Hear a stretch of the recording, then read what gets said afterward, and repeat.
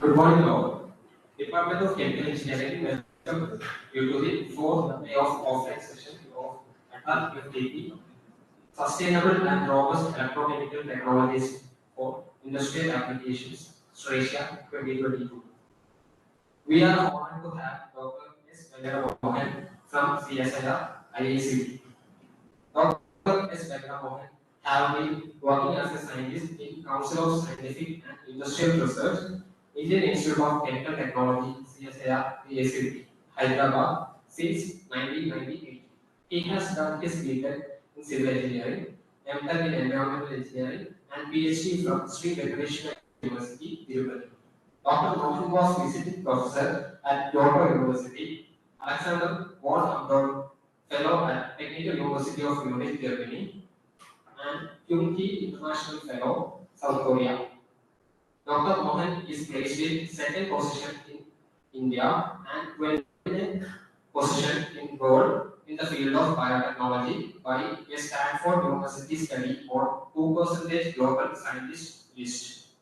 Dr. Mohan research majorly intends to understand and respond to the human-induced environmental change in the framework of sustainability in the interface of environment and bioengineering. He explored the potential of negatively valued waste as a viable alternative feedstock for harnessing low-carbon energy materials by developing novel and sustainable technologies through a nexus approach. His main research interests are in the areas of advanced waste remediation, acidogenesis, microbial electrogenesis, photosynthesis, CO2 biosequestration, circular economy, self-regenerating systems, and biorefinery. He also undertook various projects associated with societal relevance and industrial or consultancy projects in the area of environment. He was sorry, he has successfully demonstrated the production of green biohydrogen with simultaneous waste remediation at pilot scale and established a first of its kind of waste biorefinery platform. Dr. Mohan authored more than 360 research articles, 60 chapters for books, edited 4 books, and has 9 patents. His publications have more than 19,500 citations with an H-index of 77. He has graded 27 PhDs, 2 MPhils, and more than 100 MTechs for BTechs MSc students. Dr. Mohan is recipient of coveted Shami Swaroop Bhatnagar Prize for the year 2014 in Engineering Sciences from the Government of India. He also received several awards and honors, which includes DBT Tata Innovation Fellow 2018 by Department of Biotechnology. Vasnik Award for the year 2018 in the category of Environmental Science and Technology by Vivida Laxi Audyogik Samshodan Vikas Kendra. Most outstanding researcher in the field of environment science in India 2018 by Careers 360, National Bioscience Award 2012 by Department of Biotechnology, Sir ITCW 2017 for Biohydrogen Technology from PhD Sir, Environmental and Engineering Design Award 2017 by National Design and Research Forum of Institute of Engineers India, Prosper Government's Focus and Research Award in Sustainable Development 2010 under Energy category by United Nations University and Elsevier.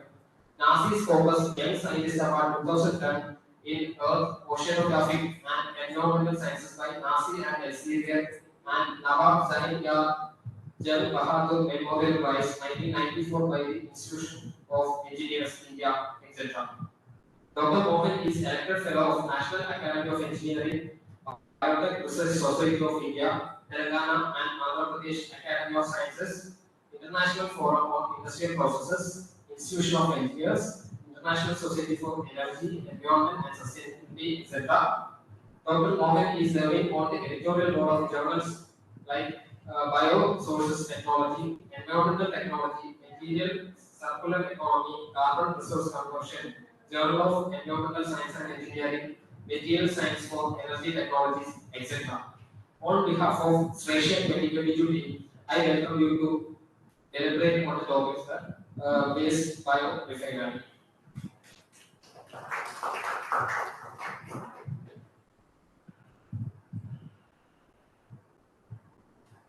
Very good morning to all. It's my pleasure today to be with you and also with the candidate. For quite long time, I thought of this.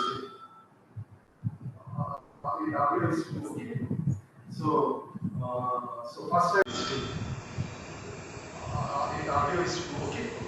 So, so first I would like to thank Dr. Bhuvaneswari, Professor Siva Subramaniam sir for providing me the opportunity to share some of the work which we are doing in SRETIA.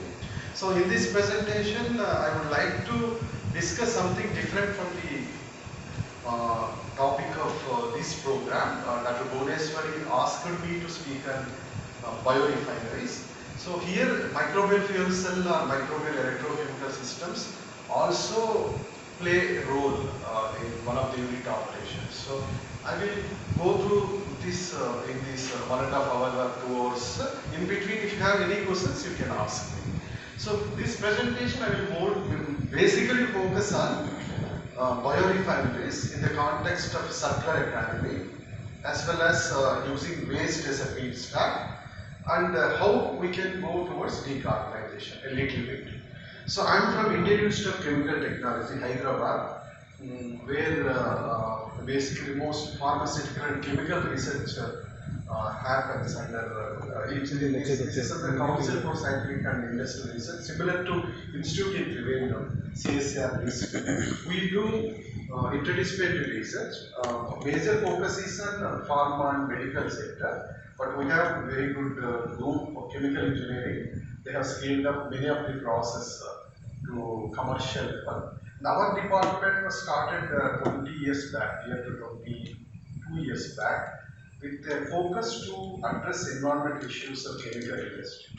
So waste limitation and developing strategies to air pollution, reclamation, and that kind of things. While developing process itself, they want to include environmental aspects, so embedded environmental aspects, so that the whole process will be sustainable. So we do work with all other scientists who are developing process. Apart from that, we also do basic research. Basically, we look into waste as a feedstock to produce some of the value-added chemicals in the form of fuels also. So basically, my group is working on biorefineries, as I can tell. Like we use biological process, and we try to use waste as a feedstock. Either it may be biogenic waste or industrial waste or gaseous emissions, and try to convert that to some platform chemicals or fuels. So that I will address in this presentation. And in this process, we try to use microbial electrolysis, otherwise microbial fuel cells, or acidogenesis or photosynthesis, thermochemical process in some cases. And our basic feedstock, as I told, wastewater is one of the basic feedstock for these biorefineries, waste bed biorefinery. So I'm not changing it, sorry. I changed it here and I did it there. So we work on different processes, I told, and feedstock wise we use wastewater. Biogenic wastewater was our major focus to resource recovery. But when we look into treatment alone, then we work with different complex wastewaters, like pharmaceutical wastewater. Everybody knows it's not biodegradable. We also work on microalgae, growing microalgae with wastewater streams, and then trying to convert into value-added products, agri-biomass, as well as CO2 and syngas. And our interest in converting them is bacteria. We basically work on bacteria mostly. Little bit with yeast, and microalgae is also one of our major biocatalysts for specific applications. So the bio-based products, we try to look into biohydrogen, which is a mature process at present. We are TRL level 6. That I will present initially. And biohydrogen, it's a compressed natural gas. And chemicals, we are focusing on fatty acids, short term and medium fatty acids, with biological route, both with acidogenesis as well as bioelectrogenesis. We also try to produce succinic acid, which is a very important platform chemical right now by reverse BCA cycle. That also I will present. Here our interest is to use CO2 also as a feedstock. And then we also work on biopolymers as well as cellulosic products, lipids and other nutraceuticals. So our approach is waste remediation. Waste remediation is the last thing we take into consideration, but we try to use waste as much as possible to make it resource recover any kind of resources using biorefineries in a circular bioeconomy approach. So I will explain that.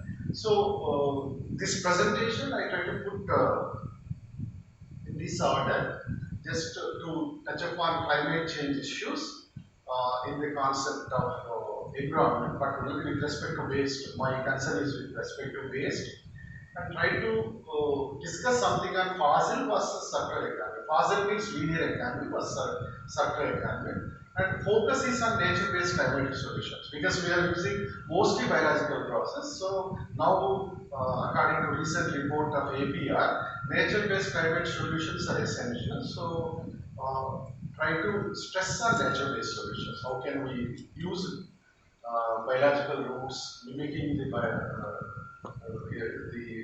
what is happening ahead towards resource recovery. And as I told, focus on waste basically as a feedstock. And these processes I would like acidogenesis, microbial electrolysis, MFC, photosynthesis, little bit of hydrothermal liquefaction. And finally present the pilot plant which we are operating for biorefinery, the Nexus approach, and close my presentation with some of the regenerative models, self-regenerative biorefinery models.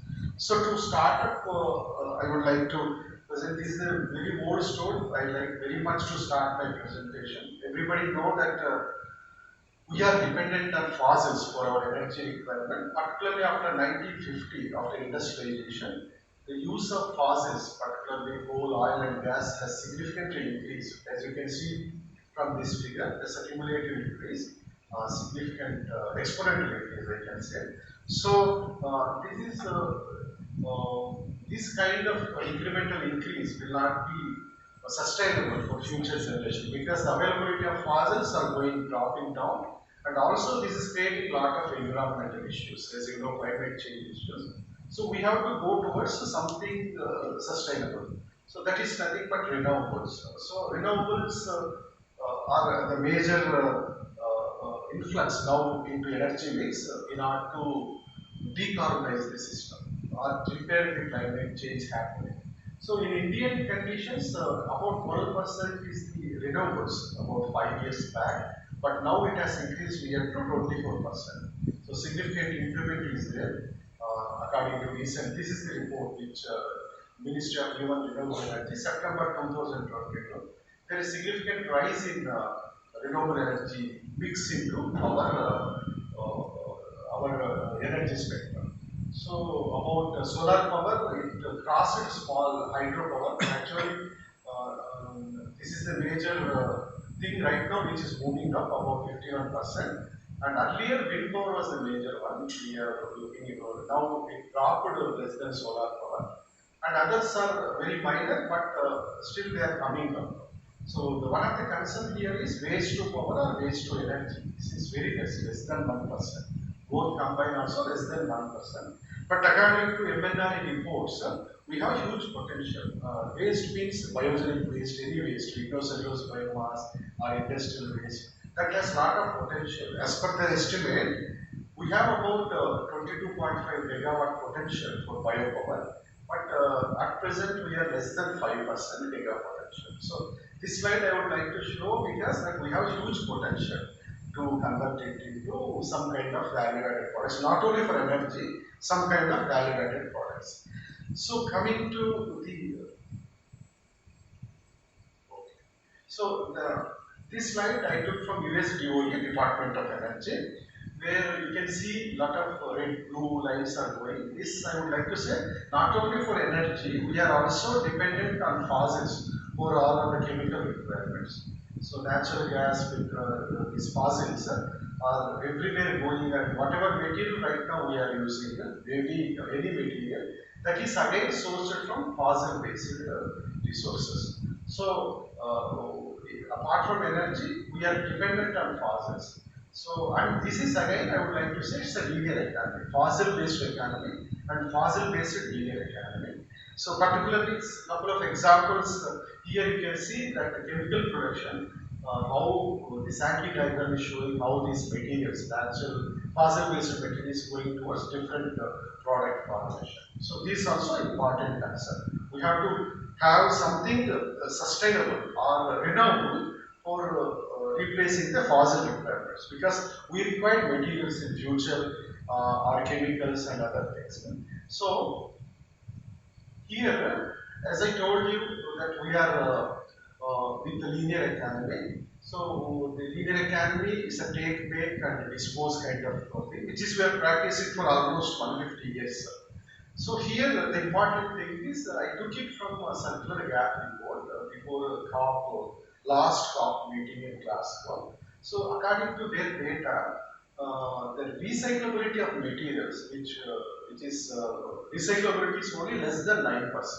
So less than 9% means 91% of the resources which can be recovered is going as waste. So this is very unsustainable. So in future we will not have materials to source to make all these requirements which we are right now doing. So this is very important concern, and you might be knowing about planetary boundaries, which is now becoming very popular to address the environmental issues.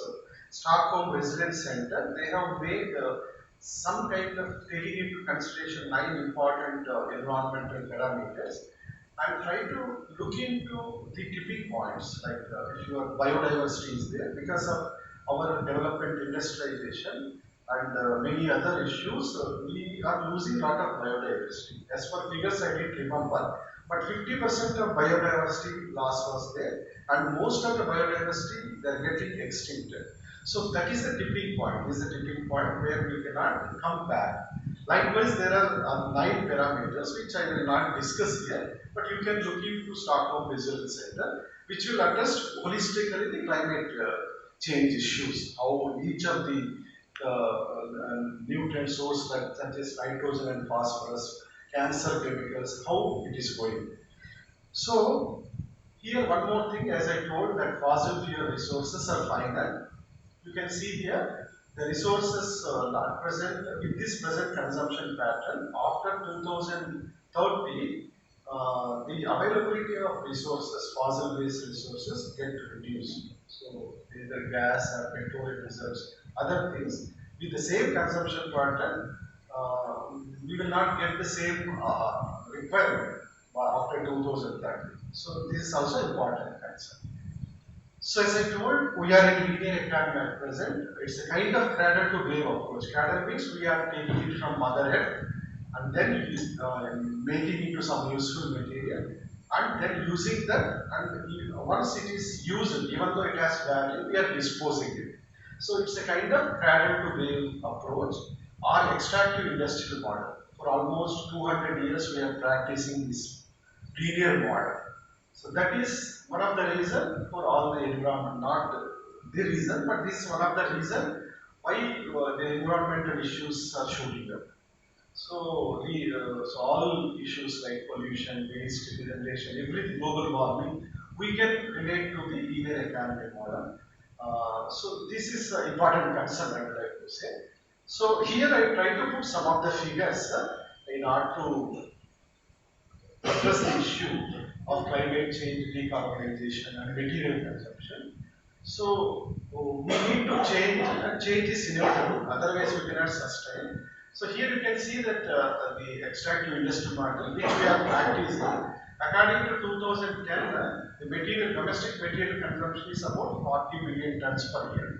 Now it is about 99. 2021, it's 99 billion tons per year.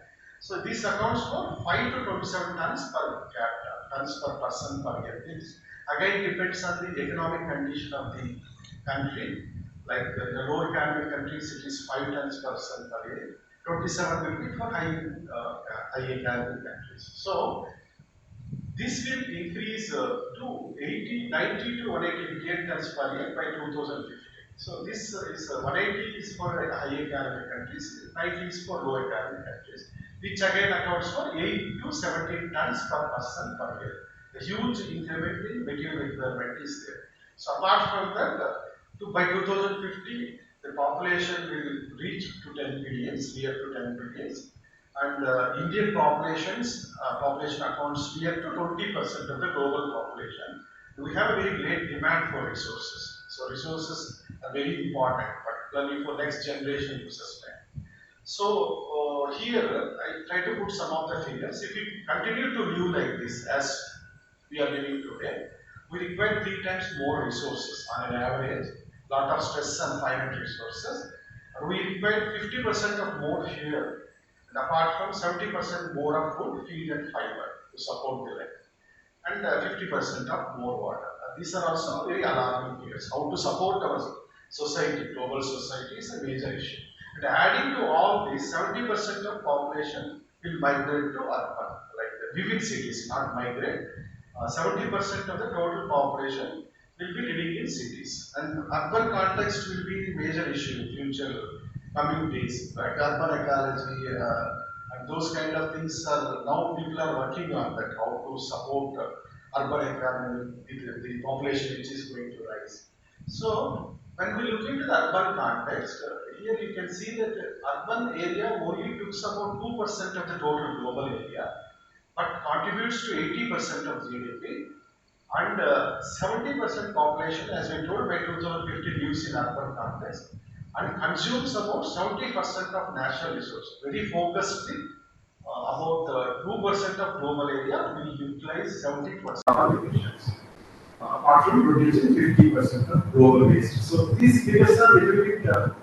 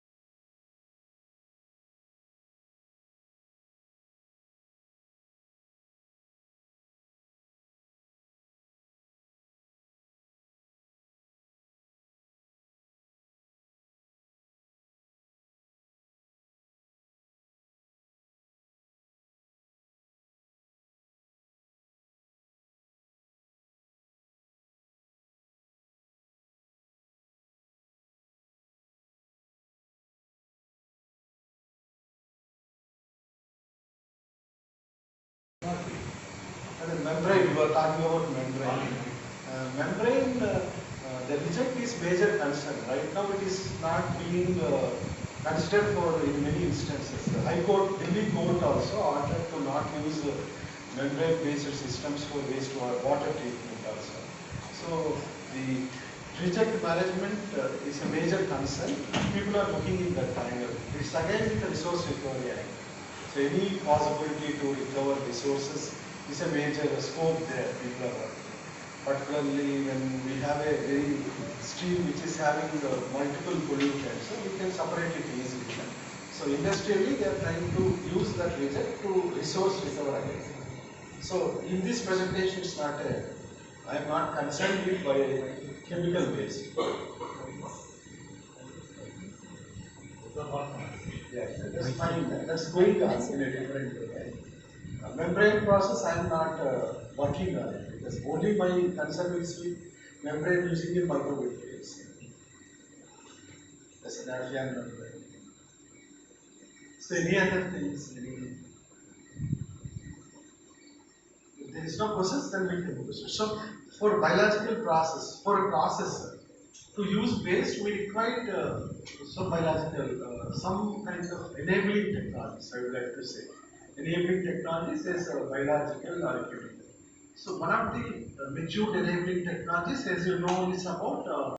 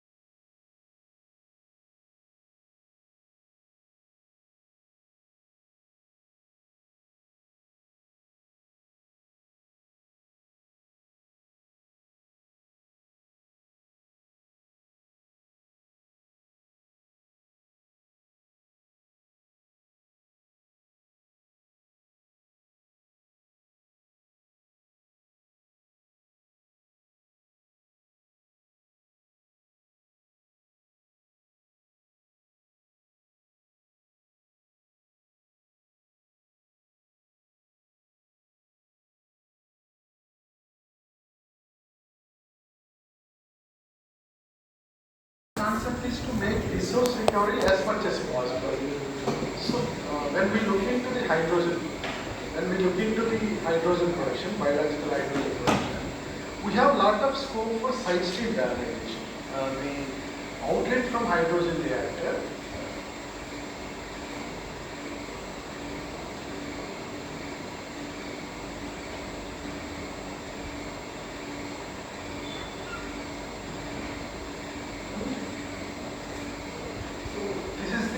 strategy which we try to look in.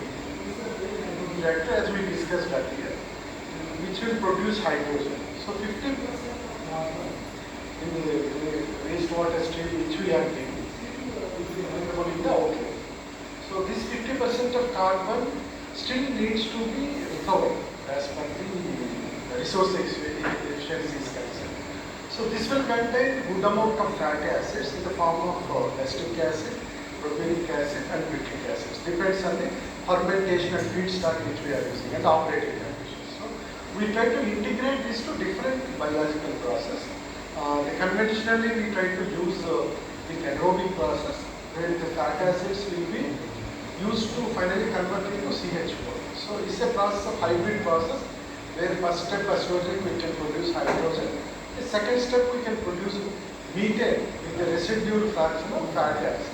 So by that way, this will go as a biomethane, compressed natural gas, now which is being discussed much. So apart from that, we can use the fatty acids in microbial electrolysis cell. With little input of energy, we can again convert into hydrogen. So two forms of hydrogen, about 60 to 70% of carbon we can recover.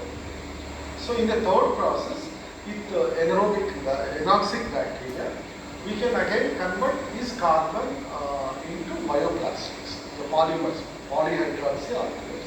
It's a simple single-step process, but we have to create the fuel conditions, initially aerobic condition to grow the biomass, and subsequently we try to use stress condition by enhancing nutrient-deprived conditions that will convert into polyhydroxy alkaloid. It's a very important biopolymer, has a lot of applications is biomedical research.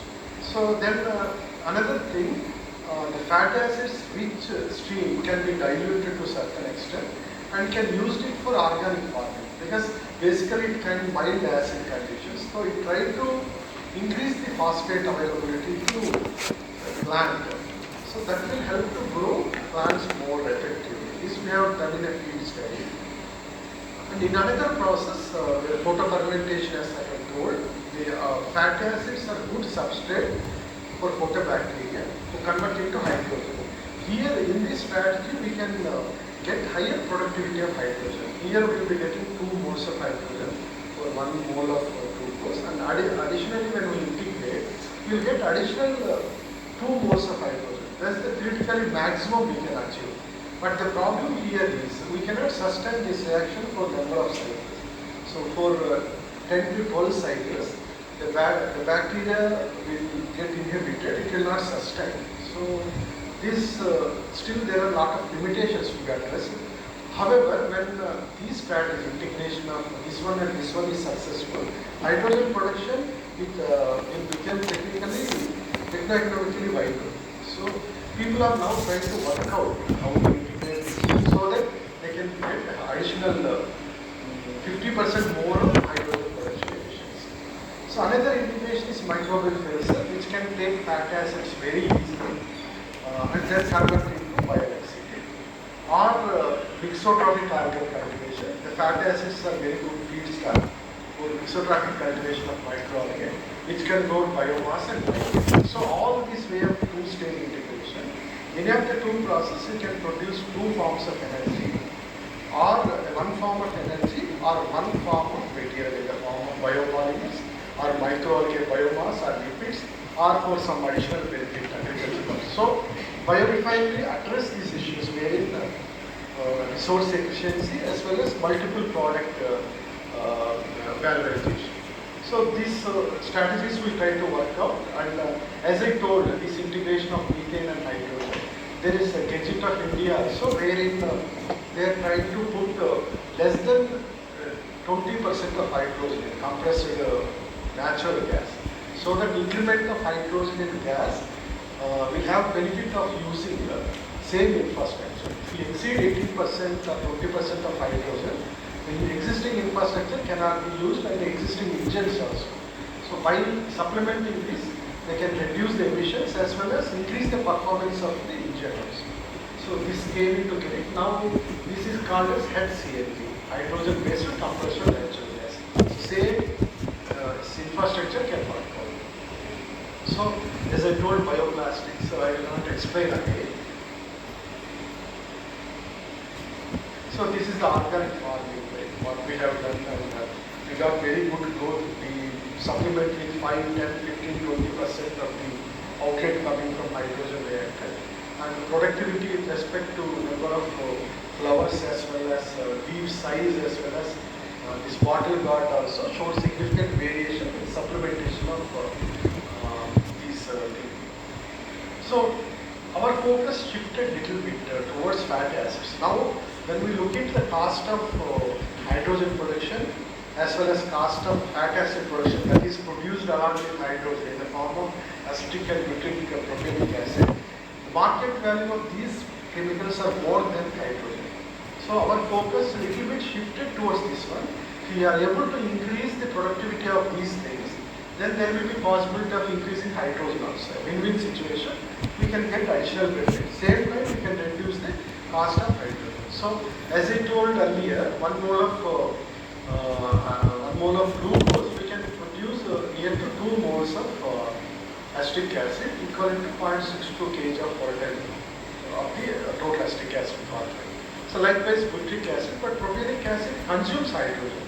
So this will not be beneficial for hydrogen production, but cost wise propylenic acid is more in cost compared to acetic acid. So our focus started on optimizing the condition towards higher fatty acid production. So far we are able to get near to 4% of the liquid fraction, which is not sufficient to separate. Separation of fatty acid is a very important requirement, downstream processing. Then only it will be feasible, but 4% is not feasible.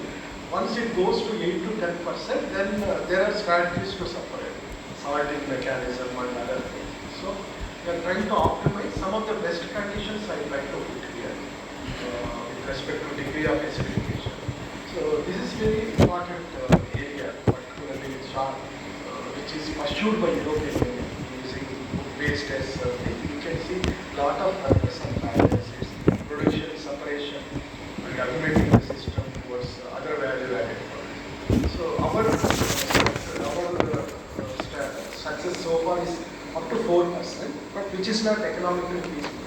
However, increasing fatty acids again, as you know, hydrogen production increment is there. So sodium acetate like that, sodium salts, that is one strategy used that will go for animal feed. So right, many industries are there, but with this 4%, it is not economically feasible. And other downstream processing strategies are also there, membrane based and some solvent extraction. But still it needs some. Yeah, that's what we are looking right now, increasing the productivity and trying to look for some strategy for separation. That was proposed in the demonstration. So this is one diagram we try to draw wherein we take acidogenesis as first stage. Then we have a lot of integrations.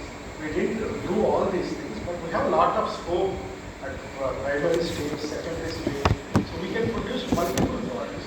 So this will help to design a biorefinery, self-sustainable biorefinery. So just this hypothetical in what products we can achieve by starting with acidogenesis. My interest is acidogenesis will all have advantage of simplifying the molecule to subsequently we can make it into whatever product we require. Other than acidogenesis, if we want to go with other processes, the starting process, we have to again break down the molecule to simpler form to make it into other. So this has lot of scope. So now coming to the second process, which is very much close to the confidence in microbial electrochemical technology, and I think a couple of lectures are there, but I will just to start with introduction. My scope here is to look into biorefinery as a microbial electrolysis cell or bioelectrochemical system. So as you know, you have discussed this, what I am used to say is, it is again a stogenic process, where we try to keep same bacteria, same feedstock, but estogenic reactant will be separated by proton exchange membrane with a cathode chamber, and the same bacteria which is used in estogenic process, that is producing hydrogen, protons and electrons are released along with CO2. Protons will pass through proton exchange membrane, electrons to anode, through resistance it comes to the cathode, where in the presence of oxygen forms into HCl, H2O. This is nothing but cellular. So that is nothing but electricity. So 1 mole of glucose we can produce near to 24 protons, 24 electrons. 1 kg of CO2 we are able to remove. We will get about 170 watts of energy. But this is very, we can only achieve up to 15 to 20% so far because of many limitations. So these are different wastewaters. Try to produce power initially, but all wastewaters show very good wastewater treatment, particularly CO2 efficiency compared to acetogenic process, apart from reasonably good voltage production. So these are different fuel cells which we have used, and our interest is to make the fuel cell less costly, very much similar to anaerobic reactor without membrane, even though we are losing some efficiency, in order to make it feasible for wider applications. So initially we started with H type of fuel cell. Then this is the single chamber fuel cell where membrane was used here, very much similar to anaerobic reactor. Then we have removed the membrane. We try to use some of the natural based enzymes, and then membrane also removed. This is the system, open system with non-catalyzed electrodes, which was operated for almost 1 year with domestic sewage. That can lead to light almost continuously. There is light. This is another version, like what is more stacked single chamber MSC, which we try to develop for a European Union project. Direct domestic waste is fed into these systems continuously, and we are able to get, our target is to reach 1 watt per meter square. So we are able to reach about more than 1 watt per meter square. This is the target given by funding agency. So this has its own problems, with practical problems, which needs to be addressed. Other versions which we try to develop basis on microwave electrolysis system is a solid phase system. This is able to produce ethanol, but practical feasibility is less severe. We also try to embed it in wetland system, constructed wetland system, wherein we are able to increase the efficiency, reduce the total area of the wetland systems, apart from the retention time also. We went for more complex wastewater with emerging pollutants, wherein putting electrode assembly has increased the efficiency of removal, particularly with respect to EDCs and others. So it has advantage. So we are extensively working on this area now, and also plant-based electrode systems. Like we are not giving an induced potential, but there is a different kind of mechanism that is happening in the plants when we are putting electrodes. That we are studying. So these are some of the optimum parameters which we try to get it from microwaves, our research on microwave fuel cell, like anode pH, distance between electrode, and materials for bioanode, like it should be biocompatible. So graphite is always best, and biofilm form on anode will have a lot of advantage instead of non-forming biofilm. So there is direct electron transfer. So we try to look at, this was published in Biosensors and Bioelectronics. And we try to increase surface area by nanomaterials. For a certain period of time, we are able to get good power. But once mature biofilm is formed on the surface, the biofilm covered the surface area. So again, we came back to the non-immobilizer systems. So like that, we try to use some fibers as a membrane. So these are some of the optimized things. But however, there are challenges. Again, a lot of challenges compared to hydrogen production process, which needs to be addressed. There are electron losses, low efficiencies because of electron losses, and nature of biocatalyst which we are using. And electrode is again a major issue apart from membrane, and design of fuel cells, stacking is again an important issue. So all these things needs to be addressed, but it required multidisciplinary support. So my interest in this presentation is to depict some of the strategies that will go into biorefinery. So this is, I would like to say, it's a very versatile platform technology. Even though it started with microbial fuel cell for power production, it has other advantages. When we talk about wastewater treatment, compared to conventional aerobic treatment, this will give better performance. Can handle the micropollutants as well as toxic pollutants effectively. So we can call it as bioelectrochemical system or bioelectrochemical system, which can take up CO2, carbon as a nutrient and try to convert it into platform chemicals. And also can take in another version of microbial electrolysis cell, it can convert carbon into hydrogen or microbial desalination cell. Efficiency is less, but in some specific cases this can be used, where we can separate salts from saline wastewater. So it can take up of any kind of wastewater, including gaseous emissions, and can produce power. Apart from power, it can also produce platform chemicals and other forms of energies apart from treated water. So a lot has to be done in this area. It's a very versatile platform. Now, not only with MFC as a power generator, but it has a lot of applications. As I try to put some of the applications in next slide. So as a microbial electrochemical system. So one of the things which we studied here, it's a very good pre-treatment system when we are taking as a fermentation strategy. Before sending it into fermentation reactor, a little bit of time you can put in a microbial fuel cell setup kind of thing. It reduces the complexity of substrate, so that the availability of substrate, either in the form of sugar or other things, will increase. The subsequent fermentation process will produce more of the product with less time of period. So that we try to study by integrating with estrogen process to hydrogen. This is the standard process. But these systems are with electrode assembly, where you can see the higher productivity here, particularly at 100 ohm resistance and a closed circuit operation. There is significant increment in hydrogen production. This again says the importance of microbial electrolysis. And we try to use it to see as a pre-treatment system in different feedstocks that include municipal waste as well as sweat and other things. We got very good results with estrogenesis. That I will not discuss. As you told, microbial electrolysis, this is another area which many of the researchers are working. But my interest here is to use the wastewater coming from hydrogen reactor, which is rich in fat acids. So that we try to use at optimum potential of 0.6 volts, negative potential. We'll be able to produce good amount of hydrogen. You can see reduced CO2 with increased hydrogen. This is again very beneficial for upgrading the biomethanogenetic process, which I will explain in couple of slides. So, one of PDF based on these results, he was a microbiologist and tried to look into metabolic pathway alterations. What is really happening when we are trying to put electron, we are trying to use some kind of electron fluxing system. So she has taken pyruvate pathway with E. coli and studied a different upright potential and looked into about 1, 2, 3, 4, 5, 6 genes. So here you can see that applying different potential, there is variation in expression of these genes. So something particularly, no, this is with respect to the organic acid production and the pyruvate consumption.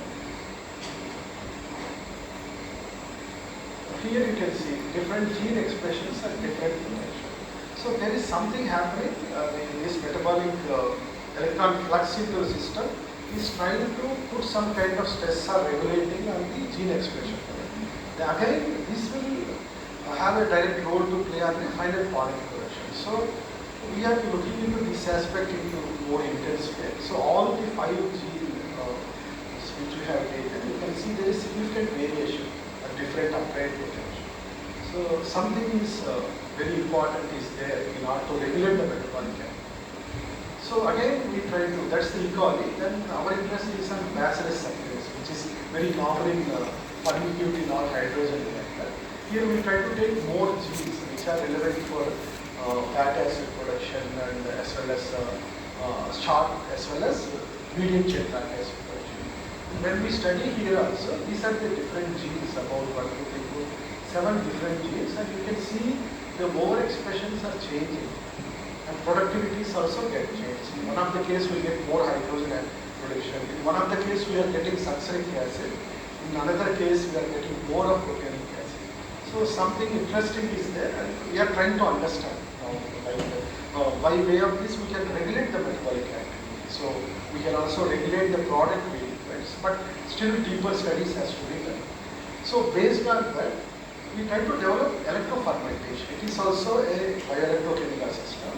As you know that by applying different potential, we are able to get product, enhanced productivity in some case. So one of the conditions from the earlier studies we took, and we try to design electrofermentation. It is nothing but similar to microbial fuel cell, and would give the potential, the output potential. By way of this, we are able to increase organic acid productivity by 30%. At the same time, hydrogen production also increases. And interestingly, the enrichment of bacterial cultures are different in each of the case we have studied. So instead of firmicutes, here proteobacteria got increased.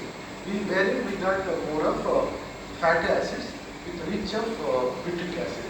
So this is one of the lead we got from that studies. And another thing which is more relevant to biomechanization process, everybody knows about biomechanization.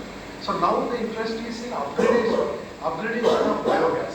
So normally 55 to 65% of methane will be there in biogas production. Otherwise CO2, carbon dioxide, and other trace gases, H2S, other things are there. So now government required compressed natural gas with 92% of methane content. So then that is the regulatory requirement. Right? So with the strategy which I have explained earlier in 4 slides, we are able to increase the methane content, at the same time reducing CO2, and apart from that, we can also increase total biogas production with lesser time. So this is a strategy, this biogas upgradation strategy, a fuel cell kind of system, where the CO2 with the synergy of some kind of bacteria and electronic flux that will convert CO2 into methane. So able to get near to 75% of methane content, 24% of CO2.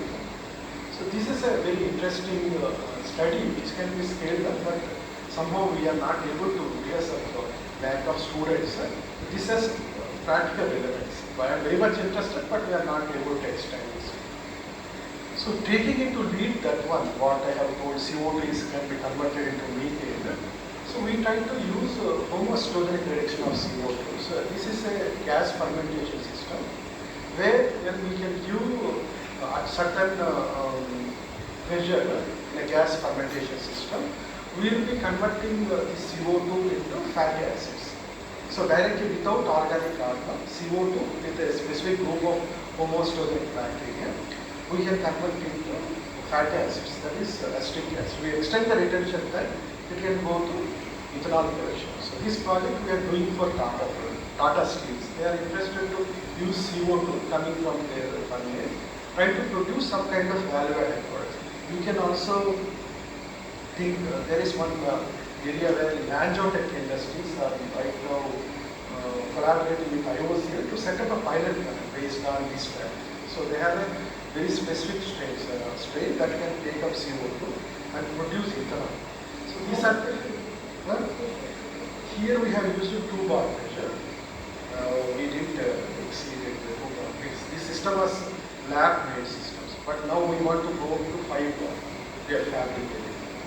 So we want to integrate electrode assembly also in pressurized systems so that productivity can increase. So far we have studied gas fermentation separately as well as microbial bioelectrochemical systems. So the data, the consult data is given here, carbon fixation, variation. So this is more, and these systems are able to produce ethanol, the extended retention time. So this is the comparative data. This same thing I have consulted in the earlier side. Our interest is to increase the productivity, to increase the carbon fixation rate, increase the productivity. So this gas fermentation system. So, as I told, ethanol production is our interest, so we are trying to extend the retention times to convert the fatty acids into ethanol. So, interestingly, in this study, when I explained the 10 slides back, we observed succinic acid production at particular conditions where more expression of particular gene is there, so reverse TCA. So, we are right now working with the project with the industry in Bombay, Aarti Industries. They are interested in our strain, citrobacter strain, which can convert CO2 as well as carbon in reverse TCA cycle towards succinic acid. So, why this is, they wanted gas fermentation, but gas fermentation system, we have to give hydrogen as an electron development. But when we convert that into microbial electrochemical system where electron flux will be given, no need to give hydrogen. So we can increase the productivity of succinic acid. So we are trying to work out right now on biosuccinic acid. So these are the two-phase strategies. Initially, hydrogen production will be there, and then that hydrogen will be used. In another system, directly bioelectrochemical systems are used. So these are the results where the bioelectrochemical system at certain potential has given higher succinic acid production. So before concluding this section, I would like to say bioelectrofermentation, the microbial electrolysis, LR, electrofermentation, whatever we say, as other version of microbial fluorescence, there is a lot of scope, particularly when we look into the CO2. We can produce spectrum of products for regulating the metabolic activity. The basic advantage of this system, no need to give electron product. Particularly in the case of succinic acid, we have to give hydrogen when we go to fermentation. Electrofermentation, no need to give hydrogen again, but same time we can get higher productivity of succinic acid with specific strains. All of these experiments are with not mixed culture, but specific isolated strain. So these are the standard potential other things. So here also a lot of smoke is there.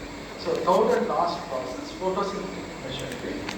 This we are interested at terminal point of biorefineries, particularly photosynthesis. We are dependent on photosynthesis, and our earth also, everybody knows that without photosynthesis we cannot survive, which is basically giving oxygen for a stable CO2, and all resonance happening also because of photosynthesis. Major activity with respect to resilience is associated with photosynthetic activity, and particularly with microalgae, where our interest is there. It contributes to near to 50% of CO2 utilization globally, and near to 50% of oxygen evolution, particularly in seas, this microalgae. So our advantage of microalgae is it's a very robust strains, can sustain growth in any of the condition, auto, mixed, or heterotrophic condition.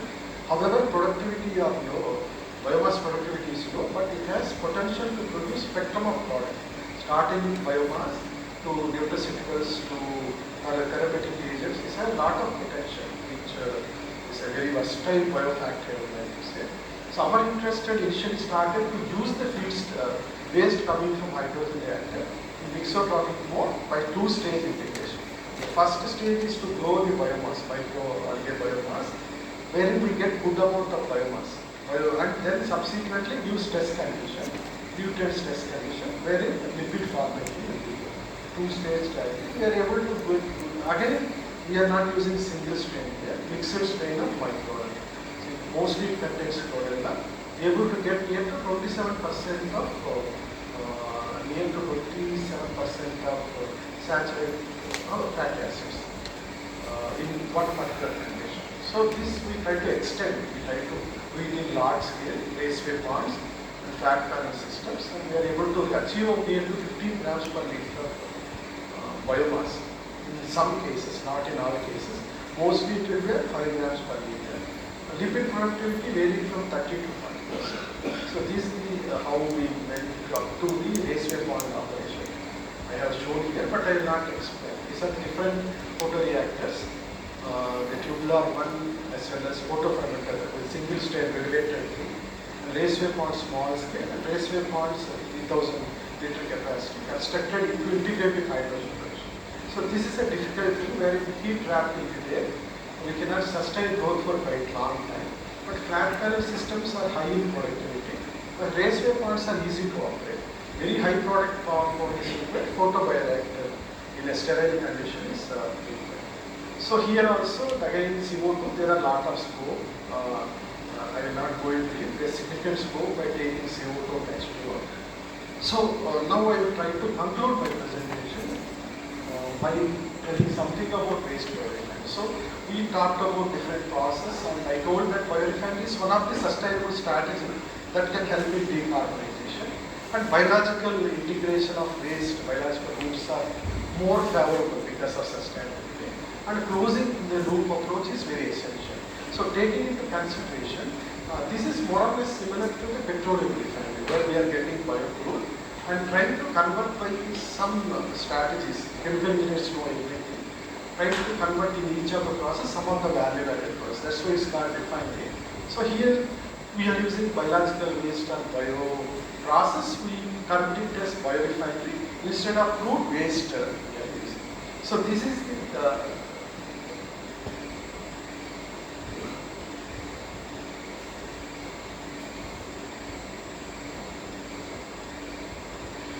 So this is the waste biorefinery model which we have developed in ISCT. This is 10-meter cube system.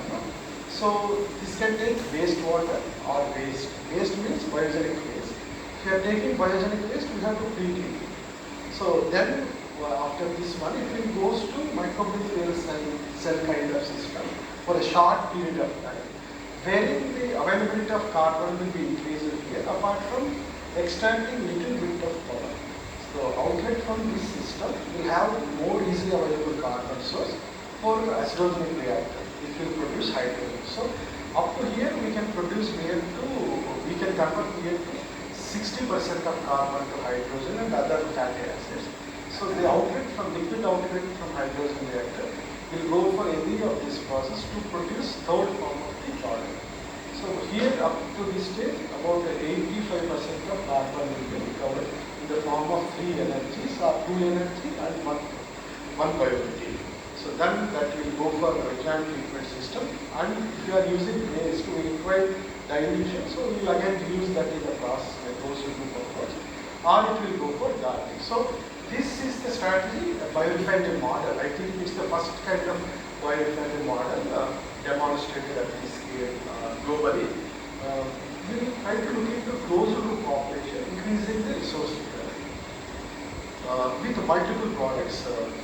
So this is the top view of biorefinery, integrating with hydrogen system, and closed view of different bioreactors which we have used. So the output from this system was published in Green History. This was not updated, published in 2020. So we have different biological process and different products, which we also include oxygen because we are using photosynthesis. So we can negate some of the CO2 produced from hydrogen reactor.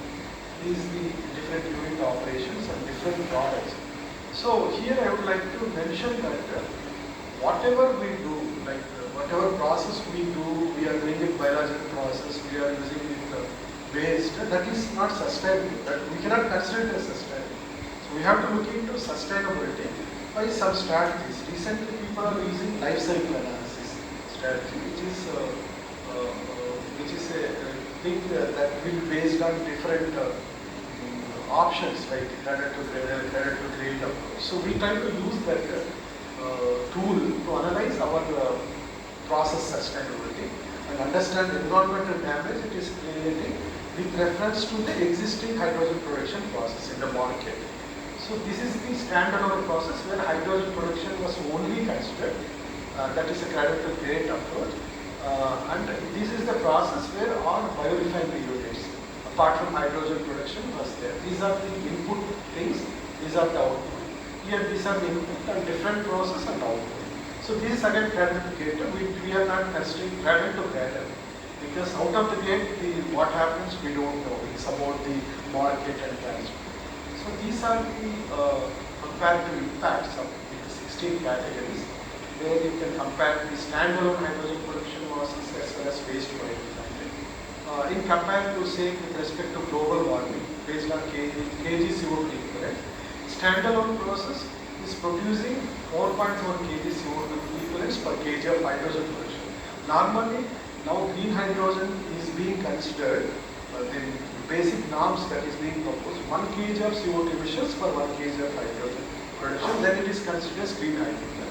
But here we are exceeding, but the negative curve is there because our produced CO2 is biogenic in nature. So LCA it will take as a negative thing. So when we integrate, we are trying to recover all the resources. The CO2 emissions significantly reduce 1.20.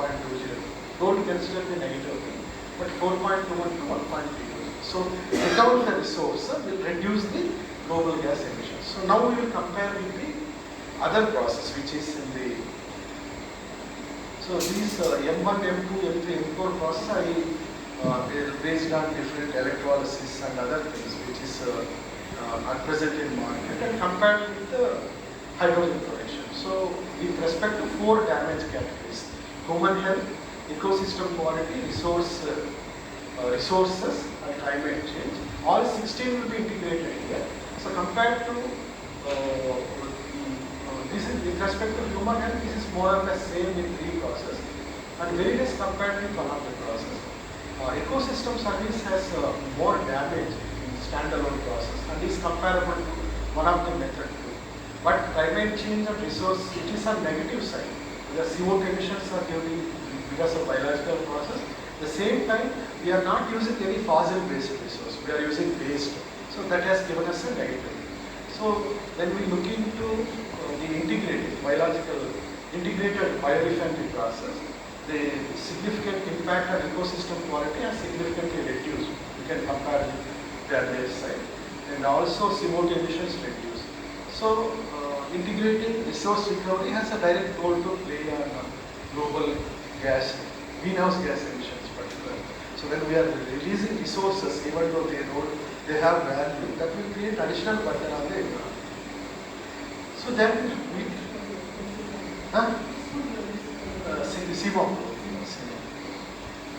SIMOPRO SO1401.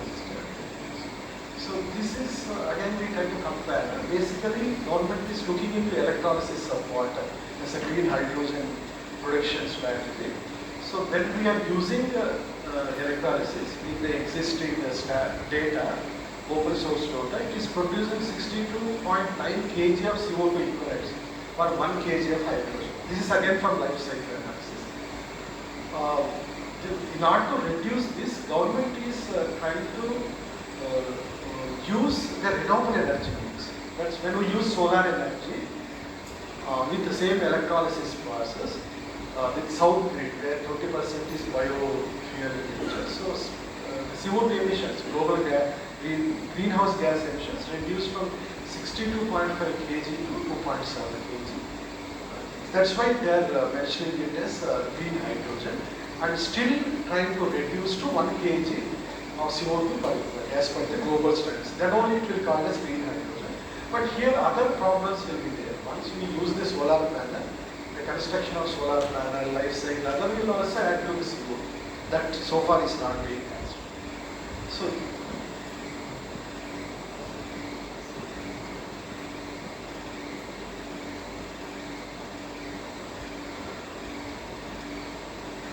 this is the, based on the what I have told, this is the pilot plant, demonstration plant I would like to say, prototype demonstration plant with 150 kiloliters day of green hydrogen, which has 3 models. This is funded by DST and we are going to demonstrate by end of next year. Construction will start by April of next year. DPR is being done.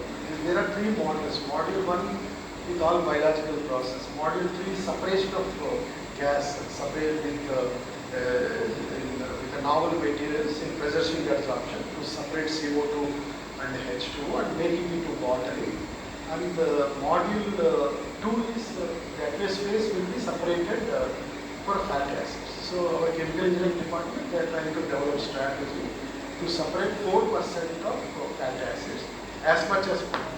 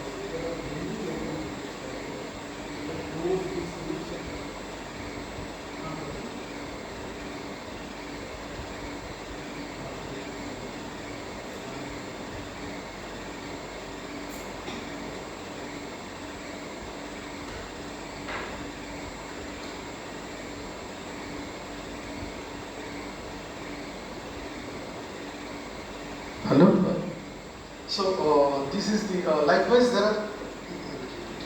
are a lot of scopes, particularly in urban ecosystem. In the future, as we know that 70% of people will be living there, we can make them as a self-sustainable cities.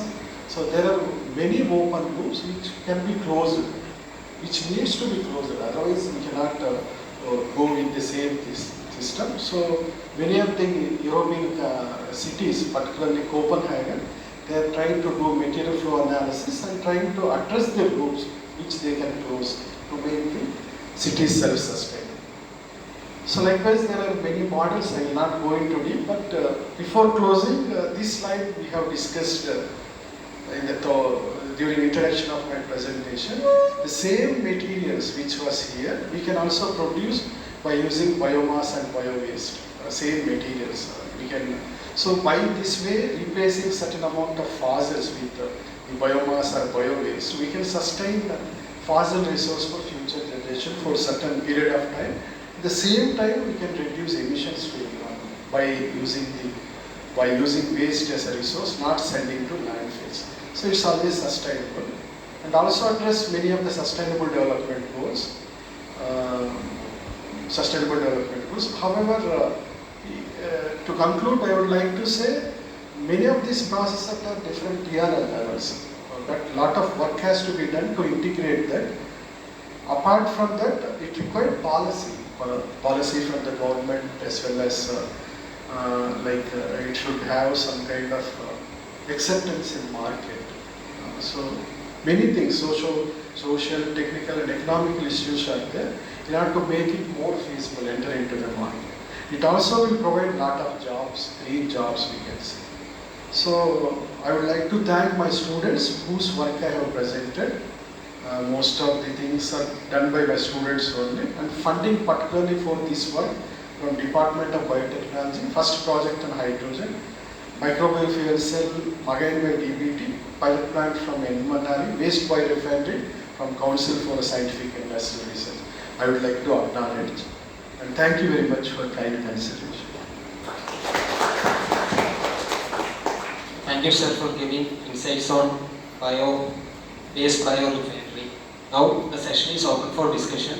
Participants are requested to interact with sir.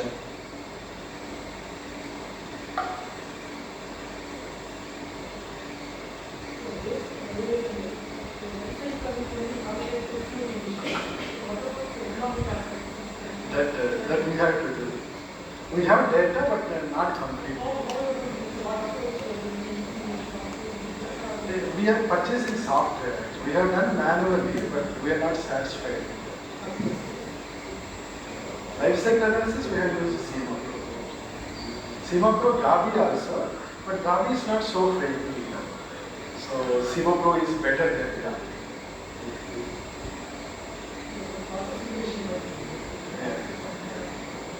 That is also part of one month tracking, TA analysis for dissemination.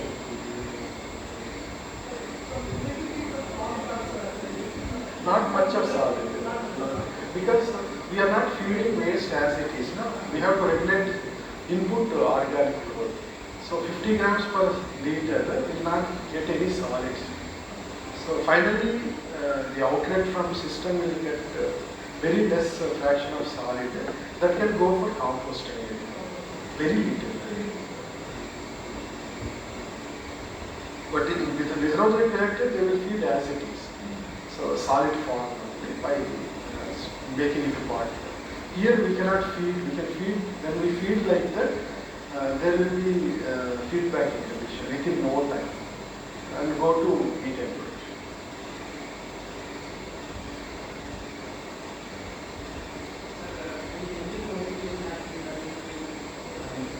No, one student has worked on increasing NADH for microbial fuel cell, published in Fantasy in Microbiology, but we are not able to extend it.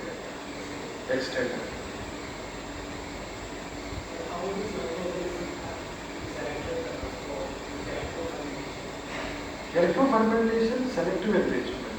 Whatever culture we give them, we will adapt for a certain period. Whatever bacteria survive, that is the optimum bacteria we consider. For succinic acid, single culture, isolated culture. For CO2 separation, from rumen source, Citrobacter, is isolated from rumen. And other cultures we have isolated from our own area. That required succinic production, specifically from rumen. So this one, Bacillus subtilis from hydrogen electron we have.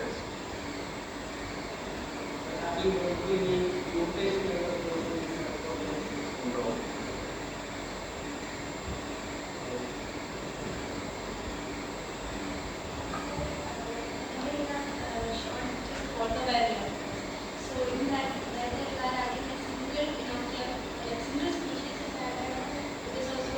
It's also mixed culture, but that didn't survive for, as I told, more than 10 cycles, because we have heat is one of the major issues that we have. So raceway points is fine. It's a mixed culture. Always we go with mixed culture when we are using wastewater. But right now we are working with some kind of proteins, edible protein. For that single strain we are using in closed culture, not in raceway points. I see there is a formula based on the TOC value. How we are feeding certain amount of CO2 that we know, and based on integrating with TOC, total inorganic carbon, and outlet from reactor aqueous phase we know. Based on that, there is formula, inorganic carbon fixation. How much percentage of CO2 will be given? Normally we give about 10 to 15%. We want to use syngas, but Tata Steel they are not able to sell from Jamshedpur. So about it also contains hydrogen.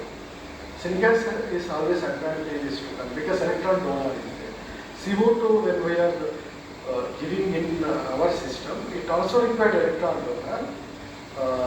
So we are using hydrogen in some cases, but MFC there is no requirement of hydrogen. Directly CO2 can be converted. Rest is nitrogen controlled condition. Any other queries? Biopolymers, so that is like about 50% of dry cell mass of bacteria. Basically, it's Pseudomonas we are using. Mixed culture in many instances will be separated, and that will be in the form of polyhydroxy alkylate or polyhydroxy filtrate. So that isolation strategy, separation strategy we have. And now we are trying to increase the chain length of polymers, medium chain polyhydroxy. 50% of the cell biomass. Maximum 60% also we have achieved, on an average 50%. So that's why in first phase we try to increase biomass. So more biomass, more polymers we can get. So two-phase strategy we have.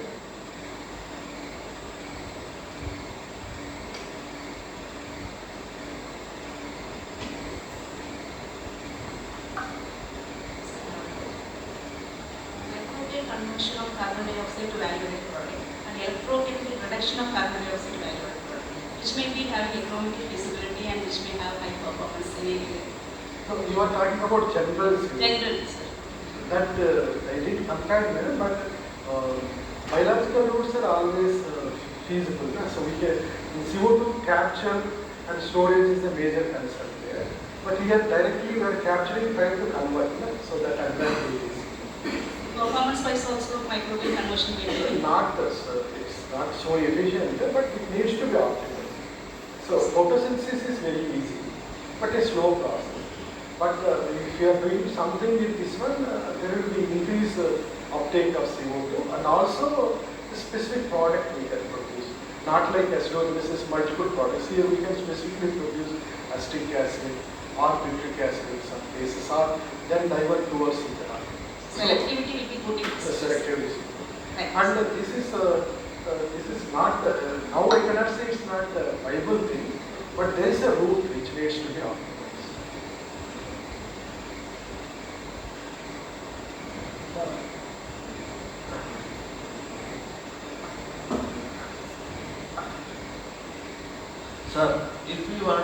make hydrogen and the electrolysis of water itself we can produce enough hydrogen.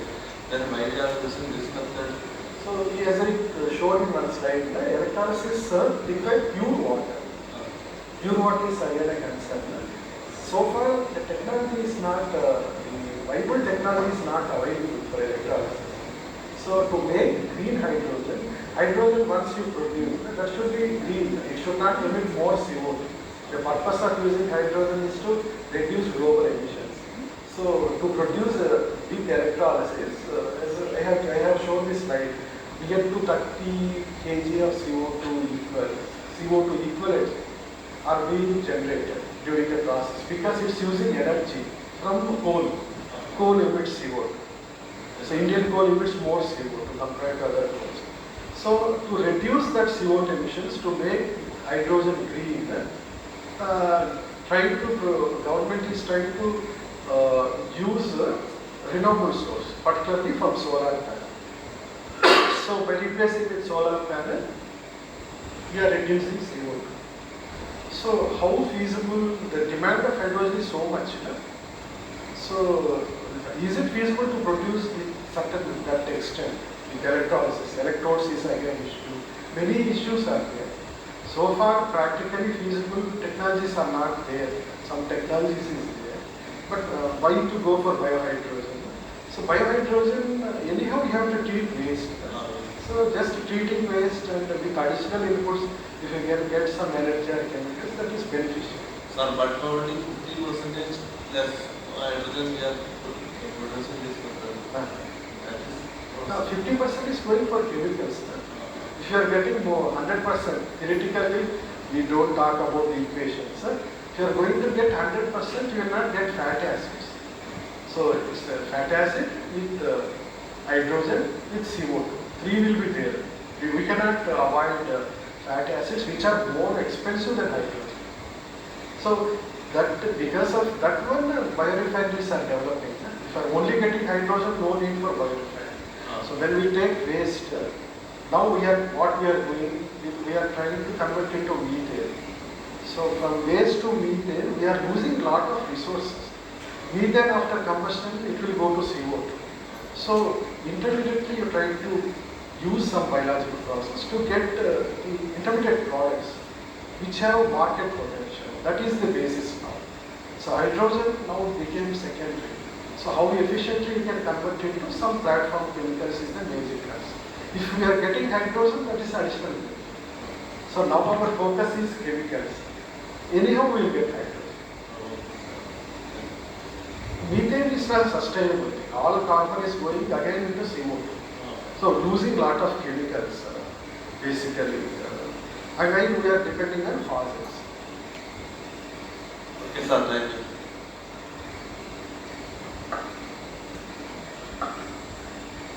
So, the previous year showed that the outlet from the hydrogen reactors can be used as a biofertilizer. Yeah. So, it is directly used as fertilizer or any kind of treatment? It has to be diluted, no treatment, because fat acid contents are more. Once we add more fat acid to soil, then fungus formation, fungal growth will be there. So to avoid it, a certain fraction, it will be diluted in water, near to 5%, 10%, depends on VFA. Then it will be added, sprayed into the soil. So no treatment, only dilution. So, sir, the outlet will be in the form of liquid. What? Always. So, the outlet from the hydrogen So reactor that is will be liquid. liquid. Liquid. Thank you, sir.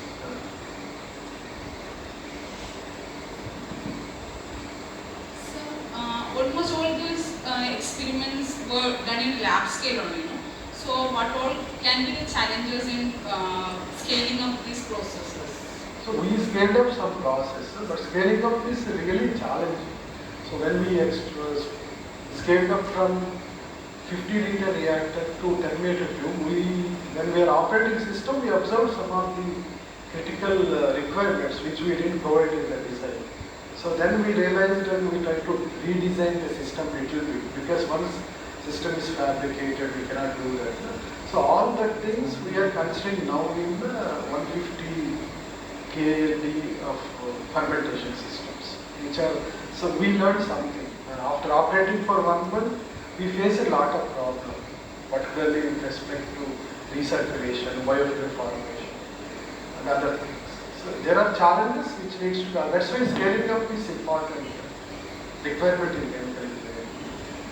So, in this case of this reduction of carbon dioxide using microbial fuel cell, what was the electrode material? Most of the cases we use graphite. On graphite, microbes will be. In anode, it will form as a thin biofilm. For that experiment, we used we growed biofilm specifically in media. So 0 time means without going the electrode, and after after 30 days, after 60 days, after 120 days, then we looked into the potential.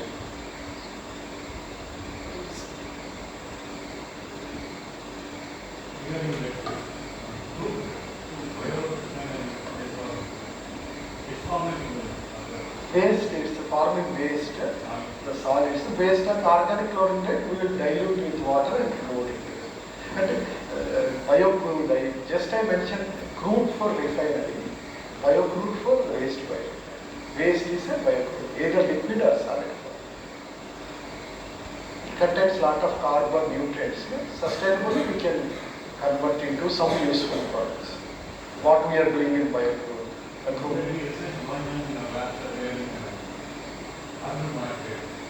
Carbon monoxide, not working.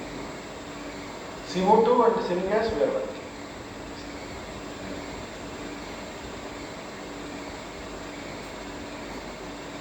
Any other queries?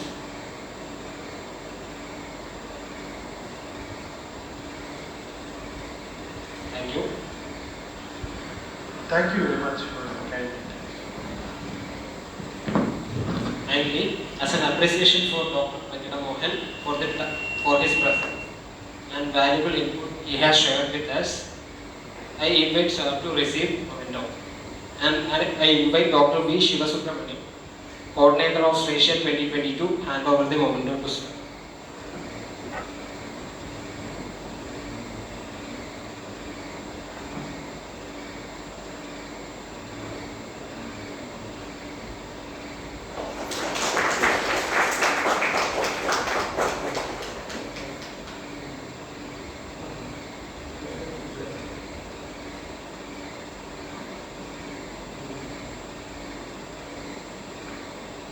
I invite Dr. V. Shivasubramanian to deliver vote of thanks. It's my pleasure to thank Sir Venkata Mohan. So he is very much interested to visit Kerala, and also we visited 2-3 times. So now, also it is more informative. You see, he is civil engineer, but he is working at all bioreactors. He has touched everything. So you also your plan. Thank you, sir. Thank you. We are concluding the first session of today.